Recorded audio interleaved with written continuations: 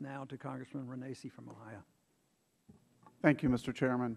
I've been a small business owner for 28 years, and I actually created jobs at the age of 24 with very little money in the bank. But I did have the opportunity to have banks willing to lend me money and the opportunity to create over 1,500 jobs in my career. I want to ask all three gentlemen on the panel whether they believe the new duties given to the Fed in the Dodd-Frank Wall Street Reform and Consumer Protection Act will have an effect on employment growth. Because I'm a believer that the free market system will create jobs. I'm a little concerned about that. I want to hear all three of your opinions.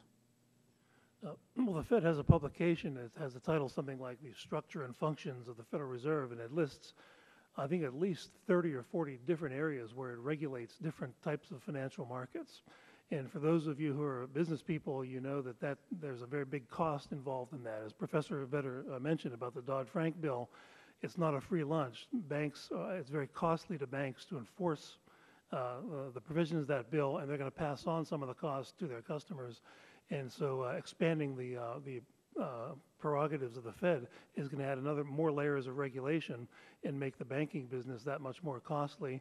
There may be benefits along, but it's going to make it more costly to consumers as well, and more burdensome for business people like yourself, in my view.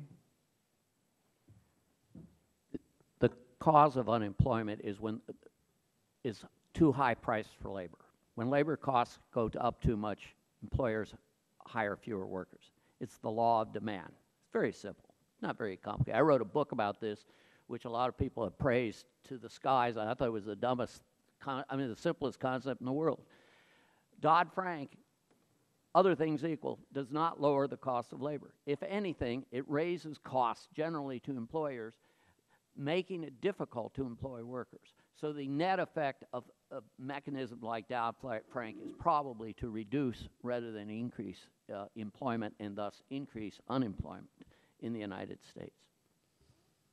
I'd say quickly it's going to have little effect on what happens to unemployment. I mean, I'll make two distinctions here. One, I've been mostly talking about sort of monetary ease and interest rates and think that the Fed has mostly gotten it right, at least in direction.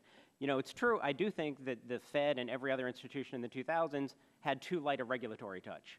And so I think booms and busts are caused by light regulatory touches. I think the way that Dodd-Frank empowers the Fed to actually provide some tighter regulation, I think that's going to be a good thing, reduce boom and bust cycles in the future.